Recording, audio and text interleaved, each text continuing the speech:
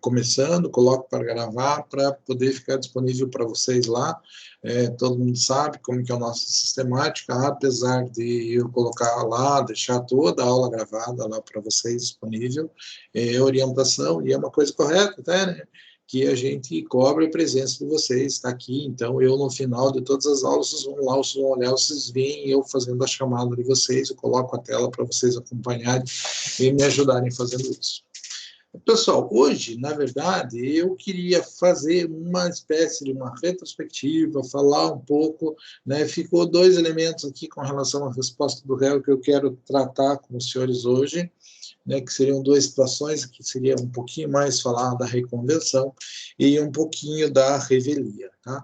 2 conceitos tranquilos de direito processual, mas que a gente tem que estar bem afinados com eles. Para isso, antes disso, na verdade, eu gostaria de passar rapidamente aquela coisa que a gente falou com relação à resposta do réu, porque é um tema por demais de importante. Não, deixa eu mudar.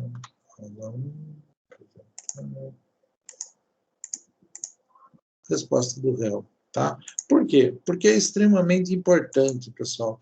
Eu vou dizer para vocês que eu, como advogado, a coisa que eu mais fiz até hoje foi resposta do réu em reclamatórios trabalhistas.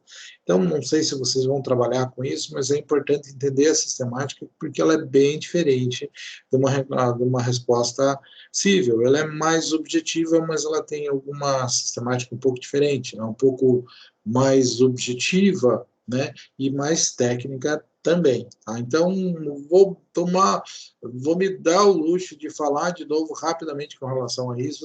Por quê? Porque o tema é um dos temas mais importantes que a gente tem e percebe-se claramente que muitos advogados têm dificuldade em manejar esse tema, em fazer. O sujeito que não tem a vivência da experiência trabalhista tem muita dificuldade em fazer isso. Então, vamos dar uma revisada, vamos falar de novo, para ter certeza de que isso ficou bem claro para vocês, ok?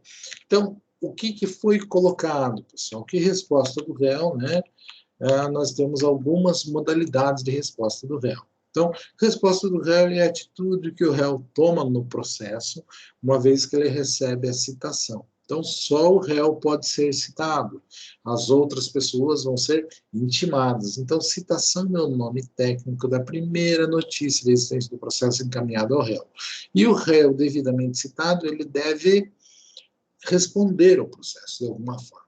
O normal é que ele faça o quê? É que ele se defenda. Quando ele se defende, ele apresenta a contestação.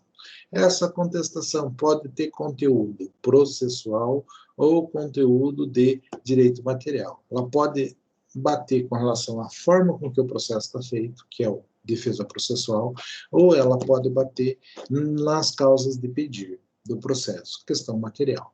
Além disso, ele pode dizer, olha, não é seu direito, é meu, seria uma reconvenção. E ainda existe no processo do trabalho, né, porque está enumerado dentro da própria CLT, a exceção, que seria impedimento, suspeição e incompetência relativa. Né? Por que isso, pessoal? Porque a gente menciona isso, não existe mais exceção no processo civil normal, mas existe no processo do trabalho, porque está dentro do corpo da CLT tratado isso, ok? Então, vejam lá, o prazo de resposta do réu, né, é audiência do trabalho. Então, por quê? Porque todos os atos da Justiça do Trabalho, no primeiro grau de jurisdição, acontecem em audiência. Então, nós temos o princípio da oralidade, princípio da informalidade, nós temos a ideia de que os atos na Justiça do Trabalho, no primeiro grau de jurisdição, podem eventualmente acontecer sem auxílio de advogado, a parte tem capacidade postulatória no primeiro grau de jurisdição da Justiça do Trabalho, por isso sempre em audiência. Então, qual é o prazo? É audiência. Via de regra, essa audiência é una. No entanto, pode ser desmembrada e isso varia de audiência de vara para vara. Então, tomar muito cuidado com relação a isso e garantir pelo menos 20 minutos para que o réu apresente sua defesa. No caso, aquele réu que foi desacompanhado de advogado ou aquele advogado que não protocolou a defesa, se ele for na audiência, ele pode fazer a defesa oral do seu cliente. Situação um tanto quanto complexa, já passei por ela algumas vezes, dá para fazer, ok? Claro que ela vai sair ainda mais objetiva do que normalmente uma defesa sai. Princípios, né? Que a gente já falou bastante, princípio da concentração e da eventualidade. Eu devo colocar no conteúdo da minha contestação, da minha defesa, todos os argumentos que eu tenho. Porque, eventualmente, uma não é aceito, eu tenho que tratar tudo especificamente. Então, não basta dizer, não era meu empregado. Eu tenho que dizer, não era meu empregado, ele era empregado do meu vizinho, mas eu via que ele trabalhava de tanto a tanto. Eu conversei com meu vizinho pagou as verbas rescisórias dele e ele me emprestou os recibos. Olha, está aqui, ele recebeu tudo. Tá? Por quê? Porque se eventualmente o juiz entende que ele era meu empregado ou que eu era beneficiado do trabalho dele de alguma forma, se eu não contestar o resto, eu vou sucumbir. Então, concentro todos os argumentos possíveis por eventuais não aceitações de defesas genéricas. Tudo bem? Tem que ficar bem claro isso. Normalmente é uma peça negatória. Tá? Normalmente não é uma peça onde você discute direito, onde você discute interpretação jurisprudencial. Tal. Então, tem algumas situações onde a gente faz isso. Tá? Eu já fiz isso, uma das mais complicadas que eu tive era um processo que envolvia eu estava defendendo uma empresa, uma concessionária de trator aqui de Ponta Grossa, tá? E eles tiveram aquela brilhante ideia de pegar os seus funcionários, demiti-los e fazer com que eles criassem empresas individuais e trabalhassem dentro da concessionária prestando serviço na condição de empresários individuais. Claro que não deu certo. Por quê? Porque existia subordinação, existia habitualidade, existia remuneração, existia vários elementos que caracterizavam a relação de emprego. Né? Então, era uma relação, não só uma relação de trabalho, mas era uma relação de emprego. E eu tive que fazer uma baita, uma contestação, tentando descaracterizar essa relação do emprego. Então, das que eu me recordo, pessoal, eu acredito que foi uma das contestações mais complexas de serem feitas para tentar desconstituir a relação de trabalho, a relação de emprego, né? Mas, confesso, é aquela coisa que você faz sem acreditar, porque, obviamente, que caracterizava a relação de emprego. Então, normalmente não é assim, você não vai se bater no direito, você não vai bater nos princípios, nas coisas, você vai fazer a negação dos fatos, dos elementos que constituem causa para os pedidos formulados. Tá? Posso fazer pedido se eu apresentar reconvenção. Reconvenção a gente fala mais à frente. Tá? Obviamente, se apresentar reconvenção, a cognição do juiz vai ficar maior, o juiz vai conhecer mais coisas. Basicamente, a causa de pedir dos fundamentos, a causa do processo, a causa de cada um dos pedidos formulados na inicial, é o que deve ser provado pelo autor para que ele ganhe o que ele quer. E a contestação tem que bater dizendo, olha, isso aqui não aconteceu. Ele está pedindo hora extra, qual é a causa dele pedir a remuneração por hora extra? O fato de ele ter trabalhado em horário extraordinário. Eu tenho que dizer que aquela causa de pedir não aconteceu. Eu tenho que dizer, olha, o pedido de hora extra não é devido porque ele nunca trabalhou no horário declinado na inicial. E assim por diante. Então, a peça contestatória trabalhista, via de regra, é uma peça que nega os fundamentos dos pedidos formulados pelo autor, ok? Mas e se ele fazia? Gente, é obrigação dele provar, tá? Se ele fazia, é outra história. Ele prova, beleza. Mas eu estou mentindo. Não é esta a questão. E você continua deixando com ele, quando você nega o fato, o ônus de provar aquela situação. Agora, se você não nega, ele não vai ter nem que provar mais. Tudo bem? Então, não é mentir, é negar para que ele continue incumbido do ônus de provar o que ele está alegando. tudo bem? Eventualmente, ele não consegue, eventualmente ele não tem funcionário, ele não tem testemunha, ele não tem elementos que conseguem convencer o juiz do que o que ele está falando é verdade. Vou dizer para vocês, na condição de empresa, muitas vezes é assim que a gente ganha os processos, tudo bem? Aí nós vamos ter objeções, quando o juiz pode conhecer de ofício, e exceções, que são matérias de ordem pública, mas que tem que ser alegada, né? Uma exceção não é de ordem pública e preclui e tem que ser alegada. Por exemplo, as exceções nós temos impedimento, suspeição e incompetência relativa. Então, impedimento, suspeição e incompetência relativa são exceções que são apresentadas por meio de peça à parte que a gente fala sobre elas. Então, são matérias de ordem pública? Não são. Por quê? Porque o juiz não pode conhecer de ofício. A parte tem que ir lá e alegar. Tem que saber quais são. Impedimento, suspeição e incompetência relativa. Exceções, peça própria. O que é a objeção? Matéria de ordem pública. O juiz pode conhecer de ofício. Se tem alguma irregularidade que o juiz pode conhecer de ofício, aquilo é uma objeção. Pode ser alegado na primeira oportunidade que você tem para falar, como as exceções. Se você não fala, se você se toca disso depois, como é matéria de ordem pública, pode ser alegado a qualquer tempo. As exceções não, tem que ser alegado na primeira oportunidade que você tem de falar, senão você preclui o seu direito de alegar esse elemento. Tudo bem? De ordem processual, que são peremptórias, que acabam com o processo, defesa de ordem processual, que só vão fazer com que o processo seja consertado, e nós vamos ter as defesas substanciais, que são defesas de mérito, que batem diretamente com a causa de pedir, né? A única regra que nós temos do direito processual de como especificamente montar uma contestação é que antes de falar do mérito, você deve falar das defesas processuais. Então, como é que eu começo a contestação? Falando das preliminares, falando daquelas defesas processuais importantes arroladas pela lei, que tem que ser mencionadas. Eventualmente, tem algumas coisas que não estão entre preliminares, trato também de ordem processual, somente daí a minha peça começa a falar do mérito do processo. Exceção, né? Exceção é uma peça à parte, é algo diferente, né? Que são os três elementos que nós mencionamos: incompetência relativa, impedimento e suspeição. Temos que lembrar que existe não apenas incompetência relativa, existe incompetência absoluta. O que é incompetência relativa? Aquela que se dá em função do local ou do valor. Então, o local não é aqui, é em outro lugar. Então, é incompetência relativa. Qual que é o problema? Tem que ser alegado por meio de exceção, porque é interesse da parte. O juiz não pode falar nada com relação a isso. Ele é obrigado a aceitar o processo. Tá? Impedimento, da mesma forma, se o juiz souber, ele se dá por impedido, senão a parte tem que alegar, e a suspeição, da mesma forma, né? Muda o relacionamento que o magistrado tem, ou que aquele entre o judiciário, aquele auxiliar da justiça tem com o processo, para tratar. Então, se ele foi um relacionamento muito direto, é impedimento; se não for tanto, é uma suspeição. Tem que ser alegado por meio do quê? De uma peça própria chamada exceção.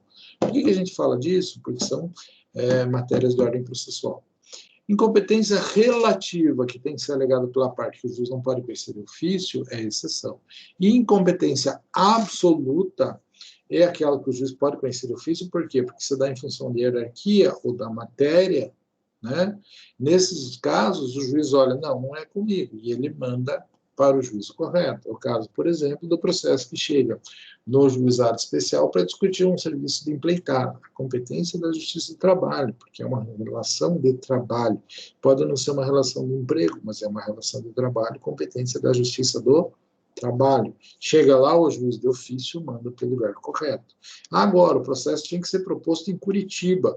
Eu vou e proponho em Ponta Grossa. O juiz de Ponta Grossa pode mandar para lá? Não, porque a incompetência é relativa. A incompetência em função do local, quem tem que falar é a parte interessada. Tudo bem? Preliminares, pessoal, são arrolados no artigo 337 do Código do Processo Civil, né, via de regra, matéria de ordem pública, que gera necessidade, porque eu alego uma preliminar, gera necessidade de que a outra parte se manifeste. Não vou tratar uma por uma delas, né? E sempre lembrar que está ali para vocês a apresentação disponível, dizendo se ela é um D dilatória, pode ser consertada, ou se ela é peremptória, uma vez reconhecida, acaba com o processo. Então, inexistência de citação, incompetência absoluta, incorreção ao valor da causa, inépcia, proibição de experiência, prejudicado, conexão, são todas preliminares, são todas defesas processuais que nós já tratamos uma por uma e que vocês já devem ter abordado profundamente lá em processo civil, que devem ser colocadas na peça contestatória antes de ser tratado o mérito da causa. É importante lembrar, pessoal, que preliminar é só o que está arrolado no artigo 337. Eventualmente, você vai ter alguma outra defesa processual que não é preliminar. Preliminar é o que está no 337, porque diz lá, incumbe ao réu, antes de discutir o mérito, tratar do quê? Destas matérias. Isso é preliminar, nome técnico. Tá? Então, você não fala preliminar para outra coisa no processo. Você vai alegar alguma outra coisa, não está dentro do 337 do Código de Processo Civil, não é preliminar. Tá? Falo isso porque a gente vê muito advogado falando bobagem com relação a isso, isso é uma questão técnica simples e relevante. Tá, ok? Existem outras matérias processuais que não são preliminares? Sim, existem. Por exemplo, faltou uma caução. Vou alegar fazer uma denunciação ali, depois chamar ao processo, ou utilizar das medidas de intervenção do terceiro, são, obviamente, defesas de ordem processual, no entanto, não são preliminares, logo, não podem ser nominadas dessa forma. São processuais, devem ser tratadas na peça antes de tratar o mérito, mas não são preliminares, são apenas defesas de ordem processual. Identifica um processo, e é importante saber o que identifica o processo, para quê? Para saber quando que eu tenho perempção, que é a propositura no processo 3 vezes e dar causa a ele sem julgamento do mérito, ao causa, a extinção dele sem julgamento do mérito, pode acontecer 3 vezes, na 4ª vez não pode mais, está perempto. Litispendência, existe um outro processo igual em andamento. Coisa julgada é quando já está julgado um processo igual, e conexão é algo que nós vamos ver, dos 3 elementos que identificam o processo, 2 são iguais. Tá? Isso está colocado exatamente aqui. O que identifica um processo? Parte, causa de pedido e pedido. Tá? Além disso, os 3 elementos se repetirem, eu tenho o mesmo processo. Se 2 elementos se repetirem, eu tenho processos conexos, que devem ser reunidos e julgados de uma vez só. Tá? Então, situação extremamente simples e objetiva que você tem que ter. Um exemplo de litispendência, pessoal. Tem um processo, eu sou advogado aqui de um NPJ, eu sou advogado do NPJ da Unopara, além de professor, sou advogado. E daí a gente tem um calhamaço de processo que diariamente chega ali 10 manifestações que eu tenho que fazer. Tem um processo que está no nosso NPJ aqui, por quê? Porque alguém lá de Minas Gerais ligou para o NPJ e pediu, por favor, eu tenho um processo que vai ser, que eu estou declinando a competência para ele. O que aconteceu? O pai não queria pagar a pensão. E daí ele entrou com uma ação de guarda da criança e exoneração de alimentos. Tá? Fez isso. A mãe da criança veio morar em Ponta Grossa. Daí a competência do processo vem junto com a criança. Tranquilo? O processo veio para cá. O cara do NPJ lá de Minas ligou para a gente, olha, eu não posso tocar o processo aí, toca aí para mim. Daí o advogado que estava antes de mim, pode deixar. Então, pegamos essa bucha. Qual que é o problema? Além de ter acontecido isso, o cara já tinha proposto uma ação exatamente igual, só que não lá em Montes Claros, onde ele estava morando agora. Alguns anos antes, ele tinha proposto uma ação igual na comarca de Belo Horizonte, pedindo a mesma coisa, a mesma guarda e a mesma exoneração de alimentos. A gente trabalhando aqui, até que a gente descobriu que existia esse negócio. Daí o que aconteceu? Foi mandado ofício para Belo Horizonte, tal, volta. A hora que o juiz de Belo Horizonte disse assim, olha, eu estou esperando saber, porque diz que tem um outro processo em Montes Claros. Esse processo foi mandado para nós aqui em Ponta Grossa. E o processo que está com a gente começou em 2007, e o processo que o cara entrou em Belo Horizonte começou em 2011. Logo, existe litispendência. Por quê? Porque são as mesmas partes pedindo a mesma guarda da mesma criança e a mesma exoneração de alimentos. Então o que acontece? Se tem um processo em andamento lá na comarca de Belo Horizonte para resolver isso, tem que acabar com aquele processo lá. Eu não posso abrir outro processo aqui primeiro. E qual é o problema para piorar a situação? A situação pior é que a criança hoje mora aqui em Ponta Grossa. Então, o juiz de Belo Horizonte tornou-se incompetente.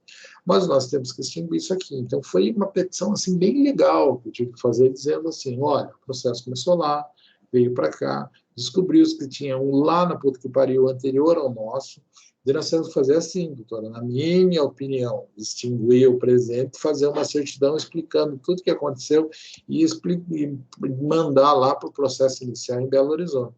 Explicar que eles não têm mais competência, que quem tem competência é aqui em Ponta Grossa. O que é isso? Litispendência. Está alegando, reconhecendo uma preliminar. Está reconhecendo de ofício uma preliminar. Tudo bem? Coisas assim você tem que saber quando que o processo é igual. Por quê? Porque não podem existir dois processos iguais. Defesa que pode ser apresentada depois da contestação. Nós falamos que, via de regra, tudo se concentra na contestação. Eventualmente, né, nós vamos dizer que não, quando aconteceu alguma coisa diferente que muda o direito das partes após a propositura da demanda, direito superveniente, ou quando o juiz pode conhecer de ofício. Eu esqueci de falar na contestação, mas é uma matéria que o juiz pode conhecer de ofício, é uma preliminar, é uma... Então, nesta situação, eu posso alegar posteriormente. Fora isso, não, ou se houver uma previsão legal expressa autorizando. Então, eu tenho que fazer desse jeito. Aqui a gente entra em reconvenção, mas eu tenho outra apresentação que eu quero puxar relacionada a isso, tá? Então, eu quero pegar, fecho a reconvenção, fecho esta aula aqui, e daí eu entro no que seria especificamente a aula de hoje, tá, pessoal? Só um pouquinho.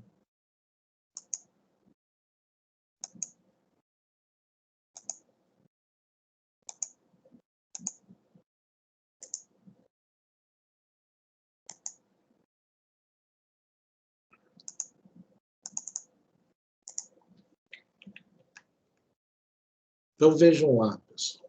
Considerando que a gente tratou de contestação, mencionou que constatação é uma peça importante, é a regra geral, é a modalidade de defesa na qual o sujeito vai apresentar defesa, vai se contrapor aos argumentos colocados contra ele, é onde ele tem o direito de utilizar o seu ius esperneandi, né, e argumentar tudo o que ele acha que tem a favor dele. Então, tirando essa situação, tirando essa importância que a contestação nos representa, daí a gente tem que tratar mais especificamente de algumas modalidades da resposta do réu, tá?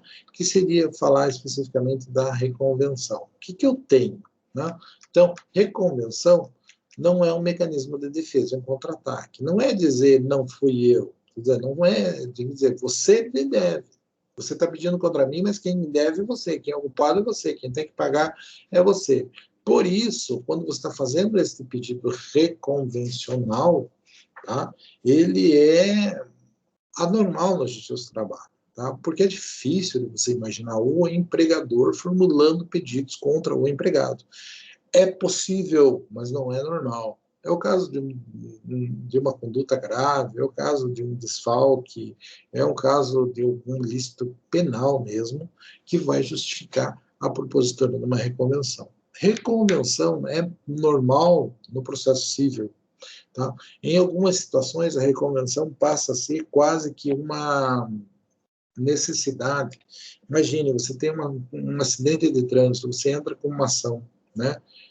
Ou seu cliente é demandado por uma ação onde ele acha que ele não é o culpado, e sim quem é o culpado é o outro.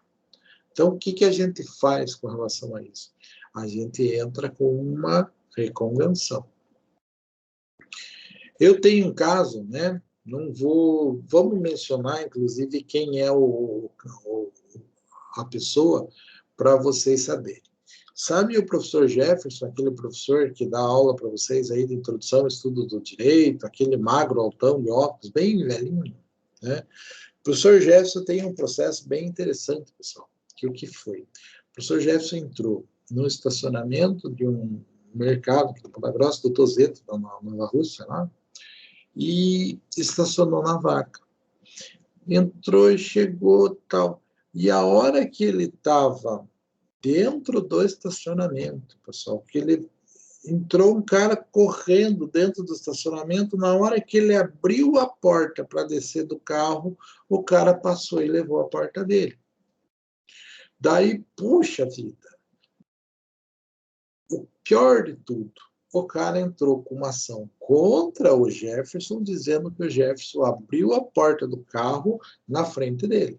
E além de o cara ter arrancado a porta do carro do Jefferson, o cara pediu uma indenização para consertar o carro dele, que por sinal era um carro zero. Tá?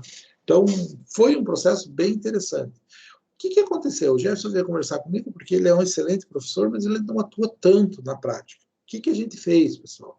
A gente pegou as filmagens do estacionamento, mostrou que o cara veio correndo, fez toda uma situação, mostrou a condição que aconteceu, que o Jefferson não abriu a porta de repente, que o Jefferson não estava na rua, que ele estava em uma vaga, e que o cara passou na vaga do lado correndo e que levou a porta dele. Tá? Então, nós mostramos tudo o que aconteceu. Qual que foi a situação? O cara pediu uma indenização para arrumar o carro dele, porque já abriu a porta e estragou o carro dele. E nós pedimos uma indenização, apresentamos a defesa, dizendo que quem era culpado não era o Jefferson, e sim o motorista do outro carro que tinha arrancado a porta do carro do professor. Tranquilo?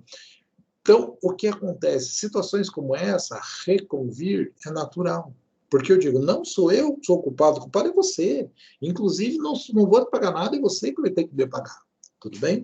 Então, neste caso, é um exemplo assim, corriqueiro de reconvenção. Então, nós fizemos um pedido reconvencional. Como que deu o processo, pessoal? O processo deu assim. Eu tinha certeza que a gente ganhava, né? Mas o juiz usou a sabedoria salomônica, né? O que ele fez? Disse assim, cada um paga o seu, vocês não se cuidaram, né? E daí ninguém recorreu também, o processo acabou. Então, o Jefferson não quis entrar com o processo antes, o outro cara entrou com o processo primeiro, só que o juiz não deu o processo para ninguém, ele julgou improcedente tanto o pedido inicial quanto o pedido reconvencional, porque ele disse que nenhum dos dois tomou os cuidados necessários. Eu acho extremamente injusto, porque o Jefferson não estava numa estrada onde ele abrisse a porta e o cara vinha correndo e arrancava. Ele estava dentro do estacionamento de um supermercado. Tá? Mas... lavou as mãos, como? O juiz lavou as mãos. E pior que isso acontece bastante. Tá? Então, ele acabou julgando o negócio, dizendo, olha, não é nem deu um, nem deu outro, julgou improcedente ambos os pedidos. Para o Jefferson ficou ótimo, porque ele não teve que desembolsar nada, nem seguro, para pagar o outro carro, que era um carro bem novinho. Mas eu achei extremamente injusta a decisão. O Jefferson também pagar para ficar quieto, não quis recorrer e tal, e o troço acabou ficando desse jeito. Tranquilo? Só exemplo. Então, isso é uma reconvenção. Um sujeito me demanda e eu vou lá e demando contra ele, porque eu acho que não só é injusto o pedido que ele formulou contra mim, como eu acho que eu tenho direito de fazer pedidos contra ele. Isso existe na Justiça do Trabalho? Existe, mas não é comum, pessoal. Não é uma coisa normal, é você reclamar do seu empregador. O seu empregador reclamar de você é muito difícil. Tem que ter acontecido um desfalque, um roubo, algum ilícito por parte do empregador, ele tem que ter causado um prejuízo grande, né? Ele tem que ter feito alguma coisa considerável para que justifique isso. E que o empregador não tenha tido a ação, a atitude de mover a responsabilização dele antes, e sim ele entrou com a reclamatória trabalhista. Tudo bem? Então, eu só tive um caso, acho que de furto, alguma coisa assim, que o empregador não quis fazer nada, o cara entrou com a reclamatória trabalhista e a gente alegou a conduta do cara depois em reconvenção. Então, é muito incomum. Tá? Aqui a gente já fala que é uma questão de economia processual, porque você junta dois processos de um só, né? Ambos são julgados de uma vez, né? Tem natureza de uma ação nova, né? Assim como eu poderia entrar com uma nova ação contra o cara, eu aproveito uma ação que está em andamento e junto as duas em um mesmo processo, tá? Não forma novo processo, fica dentro do mesmo. Os juízes podem deferir de plano, né? Proferindo sentença ou simplesmente por meio de uma decisão interlocutória. Ele diz assim, olha, não, teu pedido aqui não tem fundamento nenhum, eu não vou aceitar. Pode fazer isso? Pode. Pode julgar um pedaço? Pode. Então, normal. Ele vai tratar exatamente da mesma forma que o juízo do civil. Então, é possível, sim. A ferramenta processual a gente tem. O que a gente não tem é muita utilização dela dentro da justiça do trabalho. Outra coisa que é importante deixar claro é que, quando eu faço um pedido de reconvenção, ele é autônomo. Imagine esse caso, né? Um caso seja, mas dá para a gente entender. Imagine o caso do Jefferson. O cara entrou com ação contra o Jefferson. Tá? Então, ele é o dono da ação, ele é o autor da demanda. Quando o Jefferson foi demandado, nós fizemos uma ação contra o cara, fizemos uma reconvenção contra o cara, dizendo assim, quem é o culpado é você que arrancou a porta, não fui eu que abri em cima de você. Nós mudamos o ponto de vista da situação. O normal é que o autor pode desistir do processo. Eu desisto do processo. Se, num processo normal, se existe reconvenção e o cara desiste, ele desiste do pedido dele. A reconvenção continua e vai ser julgada por sentença. Por quê? Porque ela, assim como ela poderia ser feita em um processo novo, ela apenas economizou tudo isso e entrou dentro de um processo que já existia. E ela é independente da mesma forma, se ela está dentro da modalidade reconvencional ou se ela é proposta de forma autônoma. Tudo bem? Então, ela é absolutamente independente. Característica é uma ação própria, né? Que cabe dentro do mesmo processo, que acumula. Não cabe dentro do processo de execução, porque faz sentido, eu tenho que discutir qual é o direito. Então, ela é algo que pode ser colocado dentro do processo de conhecimento, fase de conhecimento, quando você está discutindo os fatos para ver qual é o direito que se aplica ao caso concreto, fazendo aquilo que a gente aprende lá em Introdução ao Estudo do Direito, a subsunção dos fatos às normas, ok? Nesta fase do processo. Qual? Processo de conhecimento. Não cautelar, não de execução, não, conhecimento. Prazo é o mesmo prazo da contestação. Peça única na Justiça do Trabalho é uma peça só. A mesma peça da contestação é a peça da reconvenção. Tranquilo? Peculiaridades. Deve haver conexão, ou seja, dos 3 elementos do processo, 2 tem que estar igual. Ou seja, a relação do trabalho, a causa, né? As partes têm que ser a mesma, o pedido apenas que vai ser diferente. Tá? Competência, o juiz tem que ser competente, eu não posso pegar uma coisa que não é competente do juiz do trabalho e querer fazer uma reconvenção. Por exemplo, vamos pensar no caso de uma justiça do trabalho. Como que eu posso fazer uma reconvenção? O cara entrou com a empresa, a ação contra a empresa, pedindo verbas normais, rescisão, toda coisa normal. A empresa pode reconver dizendo, olha, você aqui no teu ambiente de trabalho, você me deu um desfalque, você fez isso, fez aquilo, você praticou, você estragou um equipamento, você fez... Isso pode ser objeto de um pedido reconvencional. É complexo? É, mas pode. Agora, o cara entrou com uma reclamatória trabalhista e o patrão tinha emprestado dinheiro para ele. Uma coisa tem a ver com a outra? Não, não tem. Emprestou dinheiro porque quis. Pode o patrão fazer um pedido reconvencional cobrando o que foi emprestado? Não pode. Não está ligado com a mesma situação. Tudo bem? Então, você tem que ver. Empréstimo, negociação é juízo civil, competência lá da justiça civil. Se o cara comete uma conduta que causa um prejuízo, que gera dano, se ele trabalha de forma incorreta, se ele faz alguma coisa diferente dentro do ambiente de trabalho que gera prejuízo para o empregador, aí estão dentro da relação de trabalho. E mesmo assim é uma coisa complexa de você dizer quando que está ou não está, quando que é competente, quando que não é competente. Tudo bem? Tem que ser procedimentos compatíveis, ou seja, tem que ser os dois no processo de conhecimento. Caso de legitimidade extraordinária, é meio complicado, né, pessoal? Legitimidade extraordinária é quando alguém está discutindo o direito de outro. Lógico que não vai poder fazer reconvenção. Por quê? Porque, imagine, É o Ministério Público defendendo o direito de uma coletividade de pessoas. O Ministério Público do Trabalho, né, entrou com uma ação para resguardar o direito dos trabalhadores de uma usina. Tá? Pode ser feita a reconvenção? Não. Por quê? Porque ele é um legitimado extraordinário. Eu só vou pensar em reconvenção quando for o legitimado ordinário, o detentor do direito brigando pelo seu direito. Quando esse detentor do direito está sendo representado por alguém, uma associação, por um sindicato, por Ministério Público, nessas situações que são situações de legitimidade extraordinária, não cabe reconvenção, não faz sentido. Né? Limites subjetivos, vai fazer coisa julgada entre aquelas partes do processo, e não outros. Tá? Claro, vai gerar um precedente, e isso vai poder, eventualmente, ser utilizado em outros processos. A ação de caráter dúplice, ações processórias, por exemplo, não precisam de reconvenção, e uma vez oferecida a reconvenção, por mais que ela esteja dentro da peça de contestação, o autor tem que ser intimado para ele se defender da reconvenção apresentada. Como se fosse uma inicial nova, ele tem que apresentar contestação a isso que foi juntado aos autos. Tudo bem? Pode ter reconvenção sucessivas? É estranho, mas pode. Tudo bem? Procedimento. Procedimento é o mesmo da inicial, contestação. Contestação com reconvenção abre prazo para que o autor se defenda com relação a isso.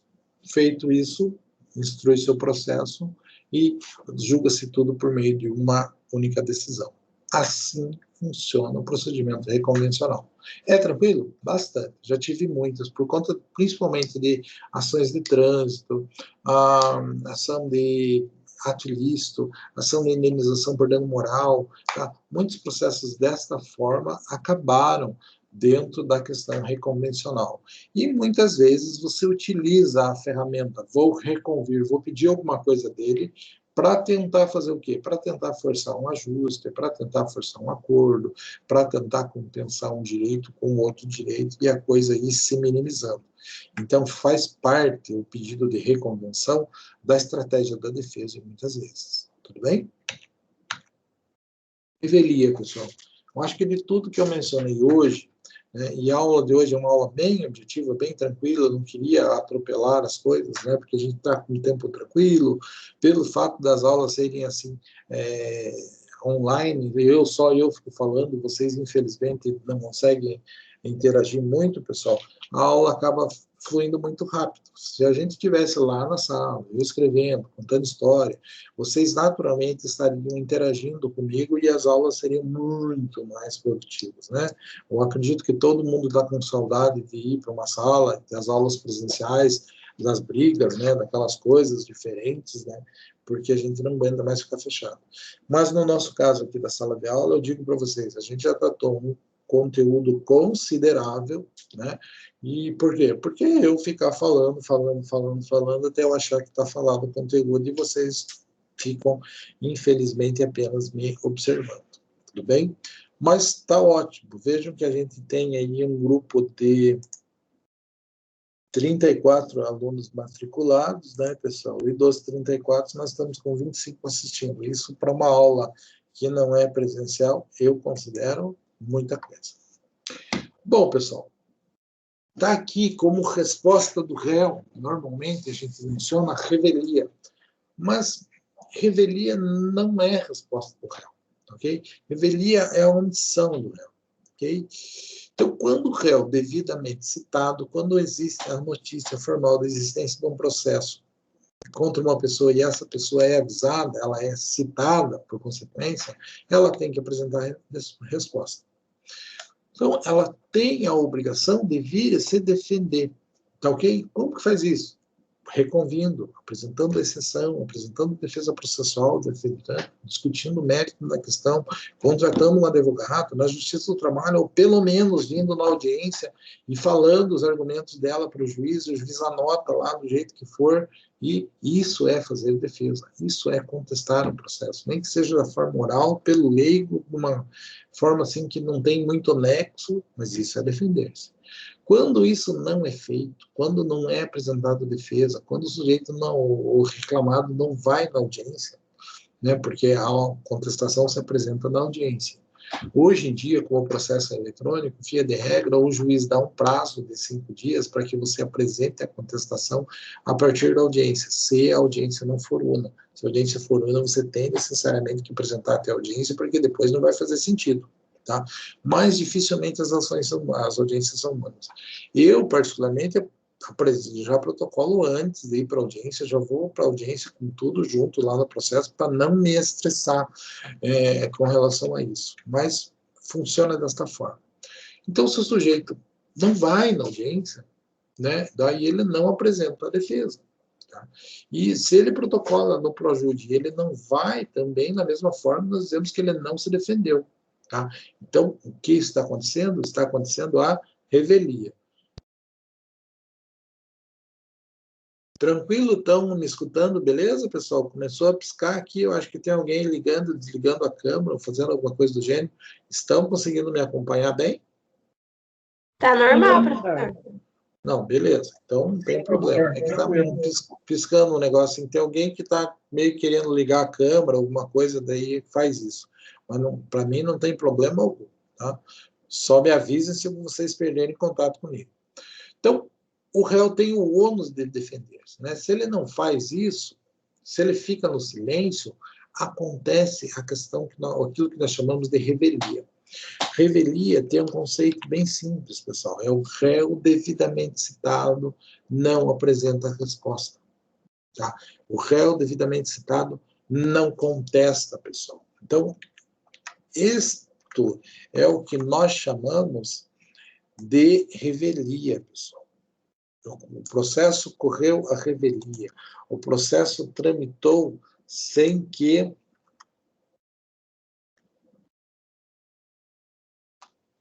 fosse apresentado defesa.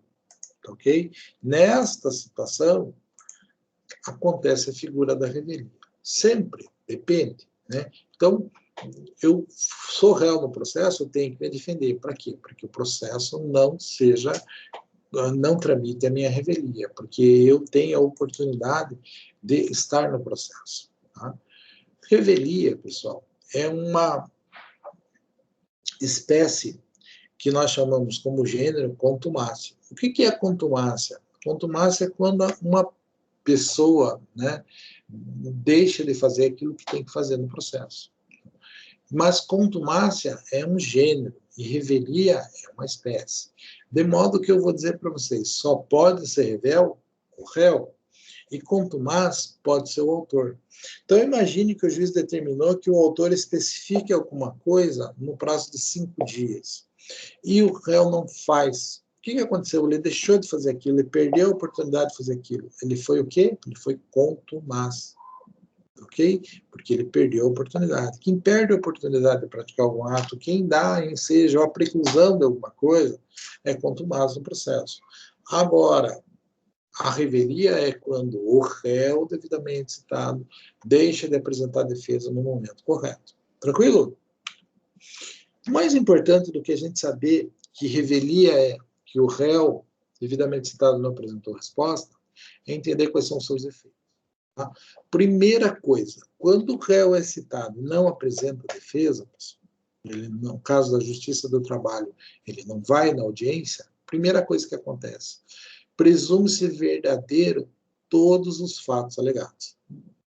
Ah, então tem uma petição inicial lá dizendo assim, que ele fazia hora extra, fazia 3 horas extras por dia. Né? Deve vir uma contestação dizendo que ele não fazia isso, isso é um absurdo. Por quê? Porque daí joga o ônus da prova para o autor tem que trazer prova disso na audiência da instrução de que os fatos aconteceram da forma com que ele falou. Tranquilo? Se existir contestação, acontece isso.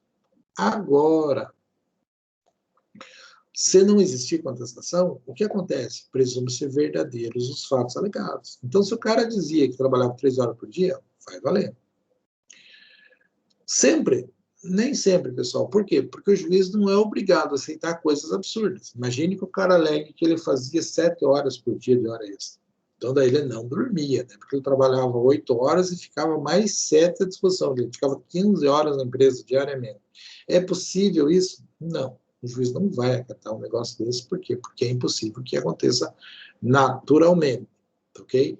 Então, o juiz presume ser verdadeiros os fatos alegados. Não precisa mais fazer prova para provar o que você contou.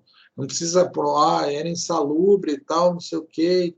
Se não existe a contestação e existe o pedido de insalubridade, automaticamente considera-se que a situação é insalubre. Ok? Então, você passa a tratar disso especificamente. Ok? Quando que não vai haver essa presunção, pessoal, de veracidade dos atos? Se tiver vários réus e um deles contestou. Então, vamos pegar um caso civil, né? Então, tem uma ação de indenização contra 3 pessoas. 2 não contestam e uma contesta. O que acontece? A contestação daquele acaba aproveitando para tudo, para os outros 2. Porque seria muito injusto dizer que um réu vai presumir a verdade dos fatos, porque daí aquele que contestou seria prejudicado. Nós não podemos fazer dessa forma. Nós temos que pegar a defesa do que contestou e aproveitar para os outros. Então, se existe pluralidade de réus, mais de um réu no processo, não posso aplicar o efeito da revelia. Por exemplo, né, então, uma reclamatória trabalhista é normal eu ter 2, 3 reclamados nessa situação. Também não aplica-se o efeito da revelia quando trata-se de direito indisponível. Pegar um exemplo, alimentos, né? Uma ação de exoneração de alimentos. A criança não contesta. Na verdade, o guardião da criança não contesta.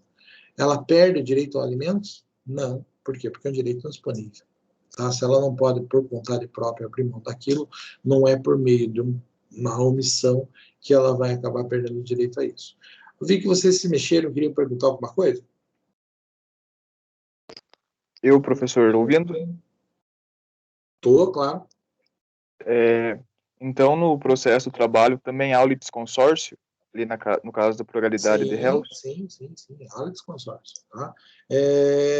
Veja, eu não mencionei para você, eu mencionei na outra turma. Posso ter uma ação em grupo? Posso. Tá? Posso ter uma ação em grupo. Né? Então, posso ter vários reclamantes de uma mesma ação? Pode. Tem um exemplo que eu menciono quando eu trato do problema da segurança jurídica, tá? Que é um caso de um processo trabalhista que eu tive. O que aconteceu, pessoal? Eu conto do problema de que o nosso sistema jurídico ele não é um problema, é um sistema que não tem necessariamente segurança jurídica. O que seria um sistema juridicamente seguro? Eu tenho um direito que é igual ao direito de todas as outras pessoas. Ninguém tem mais direito um que o outro. Né? Então, se 2 pessoas em mesmas condições fazem um pedido na justiça, se a justiça fosse segura, a resposta das 2 seria igual.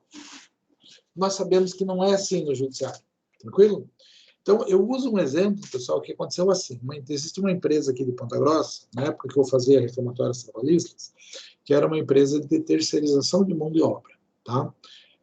O que aconteceu? O que eles faziam? Eles prestavam serviço de segurança, de limpeza, tal, e era um grupo grande aqui, assim, uma empresa grande aqui que fazia isso. Os sócios dessa empresa se brigaram, mas não é aquela briguinha, se mataram, entraram na porrada. Tá? E daí, como era uma empresa grande, algum ficou com um pedaço da empresa, o outro ficou com outro pedaço. Um ficou explorando o nome e o outro saiu com os postos de trabalho. Então, eles atingiam aí 50 empresas. Né? Teve um que ficou com o nome da empresa anterior, tocando a empresa, com alguns empresas que eram atendidas, e o outro saiu com 130 funcionários, saíram com o outro sócio. Como que faz se os 2 sócios não se conversam, né? Que são jacu, né? Não se conversam mais. Daí, um contador teve a ideia brilhante de fazer assim, olha, o cara lá criou uma nova empresa, registrou todo mundo e começou a prestar serviço. Como é que nós vamos fazer? Se nós for fazer rescisão do contrato de todo mundo, vai ser um dinheirão. Né? Na verdade, tinha uma saída que era só fazer uma anotação na carteira de trabalho de cada um deles e fazer a transferência do funcionário. Pode fazer isso? Pode. Fizeram? Não, porque não se conversava e o contador provavelmente sabia fazer isso. O contador teve a ideia de fazer um edital de abandono de emprego de todos os funcionários, 100 e poucos funcionários. Eu, nessa época, eu fazia reclamatórias trabalhistas, foi procurado por esse pessoal, e eu entrei com mais ou menos umas 30 reclamatórios trabalhistas em função desse edital. Por quê? Porque o cara estava trabalhando, o cara não abandonou o emprego, foram os sócios que brigaram e ele não tinha nada com isso. Então, eu entrei com um pedido de rescisão do contrato da empresa anterior e entrei com um pedido de dano moral.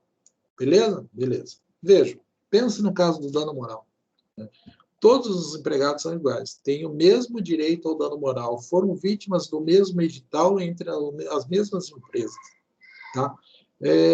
Qual que é o problema? O problema é que um entrou, ganhou 10, outro entrou, ganhou 20, outro entrou, ganhou 5. Alguns entraram, não ganharam nada. O mesmo advogado, eu. Como é que eu justifico para os caras que me propôs 20, acabou, que eram uns armários, que entraram, que um ganhou e o outro não ganhou nada? Como é que justifica isso? Não justifica. Tá? Eu fiz a mesma coisa em todos, eu recorri em todos. Só que depende de como está o humor do juiz, como é que interpreta. Já entrou muita ação dessa, essa aqui eu vou diminuir, vou fazer. Então, o sistema tem muitas variáveis. E ele, para a mesma situação, eventualmente, ele dá respostas diferentes. Para evitar isso, o que o EDI de hoje faria, num caso como esse, diferente do que o EDI lá no começo de carreira fez, quando pegou esse caso? Entraria com uma ação só, com os 30 acabou. Por quê? Porque daí o juiz via, nossa, ofendeu um monte de gente. Né? Não teria como o juiz julgar improcedente, ele iria julgar procedente e seria igual para todos. Qual que é o problema? O problema é que não ia ganhar 20 mil cada um, ia ganhar 2 cada um. Okay? Mas, com certeza, todos teriam o mesmo direito reconhecido na justiça. Isso é uma questão do quê? De segurança jurídica, dar a mesma resposta para todos. Então, existe litisconsórcio da Justiça do Trabalho? Sim, posso me juntar e discutir os meus direitos com outros trabalhadores que têm a mesma condição? Posso, perfeitamente, desde que seja conexo à situação, eu posso entrar com ações juntos. Esse era um exemplo que o ideal era que fosse feito por meio do litisconsórcio. Pode ser feito separado? Pode. Ninguém é obrigado a demandar em conjunto com outra pessoa. Existe a possibilidade de litisconsórcio ativo, de autores, assim como eu mencionei agora, assim como o normal é que exista litisconsórcio passivo. Defendi durante muitos anos o pessoal da estrada, né? Então, daí, o que acontece? Tem uma empresa que presta serviço, que é contratada da Rodonorte, que tem a concessão do Estado, né? Como é que funciona a reclamatória trabalhista? O cara entra contra a empresa, que está prestando serviço, e entra também contra a Rodonorte, que é quem contratou essa empresa. Então, você tem também o litisconsórcio passivo.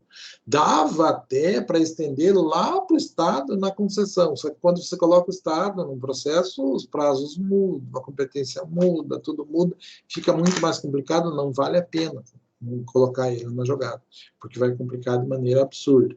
Tranquilo? Então, pode, tanto passivo quanto ativo. Ter litisconsórcio é normal, é corriqueiro, é uma coisa benéfica para todo mundo. Tranquilo? Bom, se for direito disponível, claro, daí não tem como ter revelia, não tem como uma criança ser rebelde numa ação de exoneração de alimentos. Por quê? Porque ela não pode abrir mão do direito. Se para entrar com o processo, precisa de um documento específico, e esse documento específico não está juntado, não é porque o cara não se defendeu que aquilo passa a ser verdade. Então, como é que faz prova de propriedade imóvel? Por meio do registro. Tem que ter o registro. Como é que faz prova do casamento? Por meio da certidão do casamento. Uma coisa que a gente brinca, assim, nas aulas de processo civil. Tem como eu confessar que casei? Não tem. Porque confissão é meio de prova, tá? E casamento só se prova por meio da certidão de casamento. Então, se eventualmente eu estou diante de uma situação na qual, para aquele processo, a petição inicial tem que estar instruída com aquele negócio, e aquele negócio falta, não é uma revelia que vai fazer com que aquilo torne-se verdade. Tudo bem? Não é uma alegação absurda que vai fazer com que aquilo torne-se verdade. Que é o exemplo aqui, a alegação de fato inverossímil, em contradição com o restante das provas constantes dos autos. É aquele caso que eu mencionei para vocês, o cara entrou dizendo que fazia 8 horas extra por dia. O juiz vai aceitar? Não. Por quê? Porque é inverossímil, ele já trabalha 8, ele fica 16 horas dentro da empresa? É óbvio que não. ok? 16 horas trabalhando? Óbvio que não. Tá? Então, quando é inverossímil, o juízo também não é obrigado a aceitar. Beleza? Hipótese em que não há presunção de veracidade, ainda que não haja impugnação específica dos fatos na inicial. Entes que não têm ônus de impugnação específica. Lembra que eu falo para você que a contestação tem que contestar um por um de todos os pontos? Tem que dizer, não fazia isso, não fazia hora extra, eu paguei as verbas, ele não veio nessa data, você tem que contestar, você tem que negar um por um. Quando que não existe revelia com relação ao pedido? Entes que não têm a função de impugnar especificamente. Então, entes do Estado, se entrou com uma ação contra a Prefeitura, é um órgão público, o órgão público não precisa impugnar especificamente um por um. Então, com relação a ele, não vai acontecer revelia, porque não foi contestado especificamente todos os pedidos. O segundo efeito da revelia, né? Primeiro, presume-se verdadeiros os fatos alegados, tá? E o segundo, desnecessidade de intimação. Então, o processo começou, o sujeito foi citado devidamente, não foi recebido resposta dele. Puxa vida, eu preciso dar continuidade ao processo e tudo que vai acontecer no processo intimar ele? Não.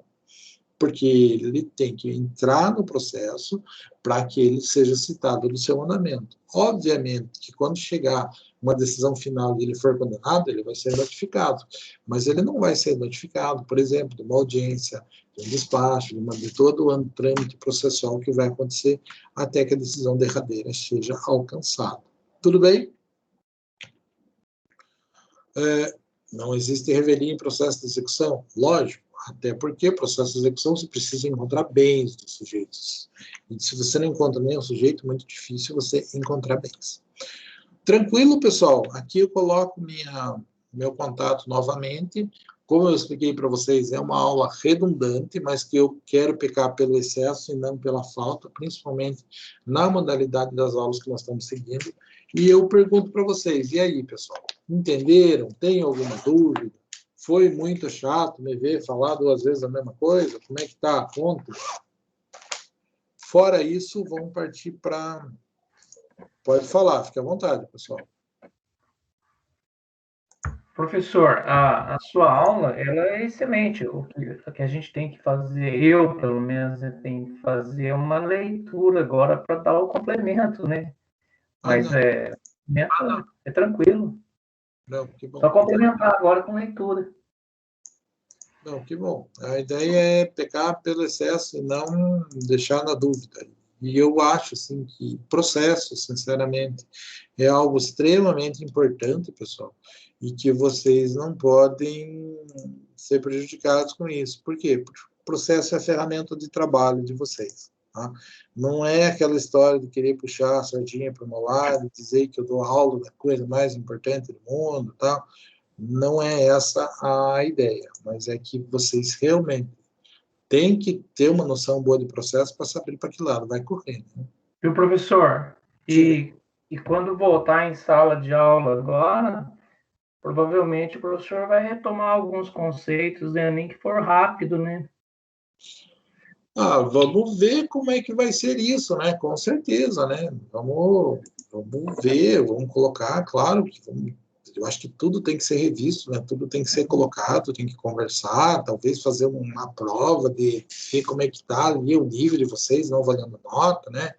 Minha filha tem isso, aqui no Alfa que ela estuda, o colégio faz algumas provonas assim, não valendo nota, mas para saber como é que está a fluência dos caras, para ver o que foi dado aula e o que os caras conseguiram aproveitar ou não, né? Então, existe bastante isso aqui. Talvez com vocês alguma coisa nesse sentido, porque a gente sabe que o prejuízo é muito grande, né, pessoal? Para mim, aqui, que estou seguindo uma ideia, eu vou falando, para mim é tranquilo.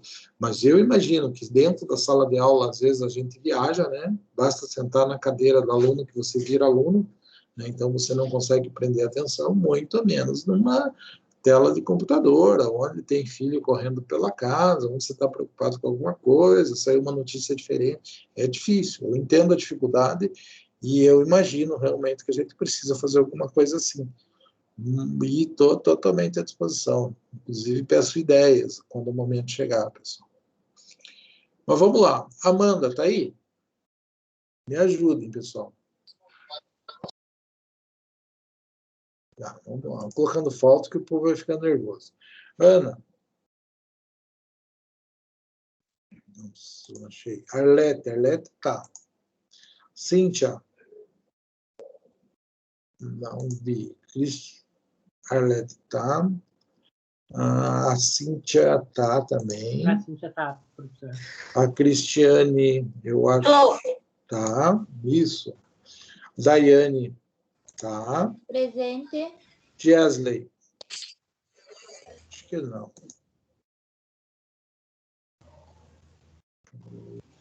Estevam. Presente, professor. Deu para ouvir? Deu. Fernanda. Eu acho que não.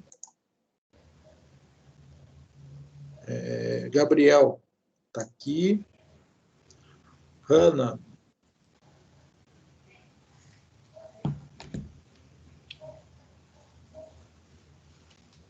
Está aqui. O Iago está aqui.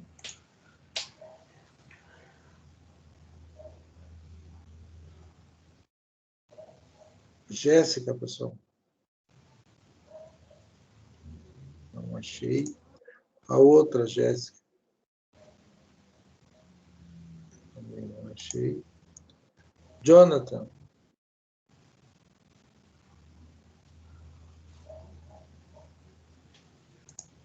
João Carlos. Presente, senhor.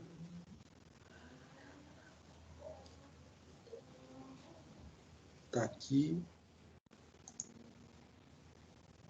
Josiane.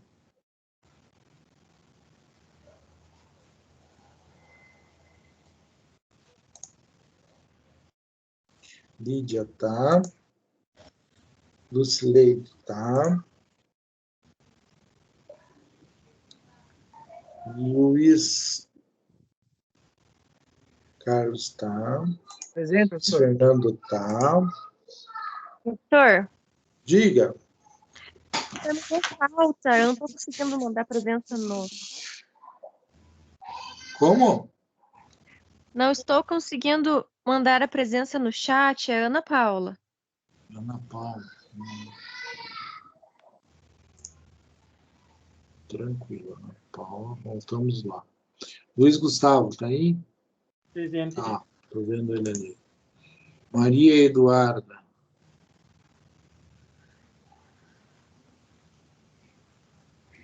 Da Silveira, não. Não, né? E a Maria Eduarda a outra.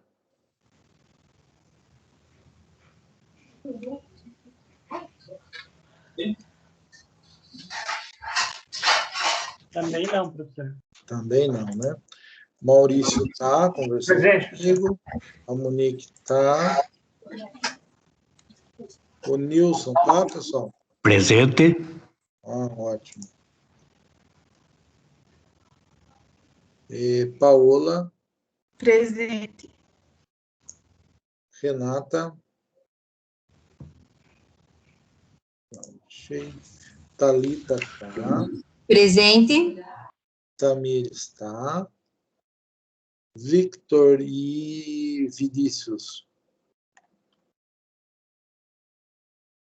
Eu acho que não, né? Vinícius tá. O Victor também. Victor também, achei ele ali. Tranquilo, pessoal? Acompanharam? Pessoal, eu estava Tranquilo, conversando com a outra turma, eu vou salvar aqui. Estava conversando com a outra turma que, apesar de eles serem processo 2, que eu normalmente já dei 1 ano de aula para eles de processo 1 e tal, né? O ano passado mudou, já não sou mais professor de processo 1 deles, então eu nem conheço eles direito, não sei nem a cara deles. Quem dirá vocês, né, pessoal? Eu acho que vocês muito menos, né? Eu conheço, assim, não sei se de vista alguma coisa, tal, bem... Tenho curiosidade, até de ver a cara de vocês, porque nós tivemos aula presencial já? Já, né? Com a nossa turma, não. Não? Não, professor. Então, eu nem imagino quem são vocês exatamente. Quem eu lembro é o Maurício, que foi professor, né, que trabalhou tempo com a gente, alguns, assim, Ô, professor, tem até curiosidade de vê-los, assim, já cansei, né, dizemos assim que eu chapei já desse negócio de aula online que cansou, né, mas pelo jeito deve durar um tempo ainda, pelo menos por aqui está bem complicada a situação. professor, Diga, o Wesley disse que o senhor não chamou ele. não chamei? Então vamos Não. corrigir lá, só um pouquinho, eu já...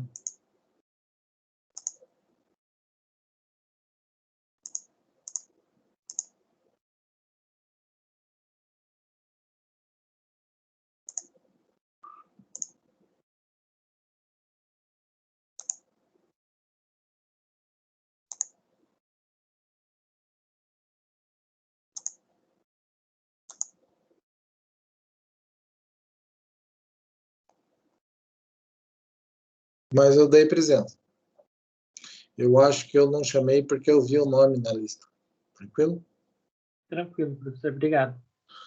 Da minha parte é isso, pessoal. Estão dispensados, é um pouquinho mais cedo, mas estamos com tudo em ordem, está tudo caminhando certinho. O que precisarem de mim, tenho contato, todas as aulas ficam ali salvo, tá tranquilo. Tá ok? Boa noite, professor. Para vocês também. Um grande Boa abraço. noite, professor. Valeu. Boa noite, professor.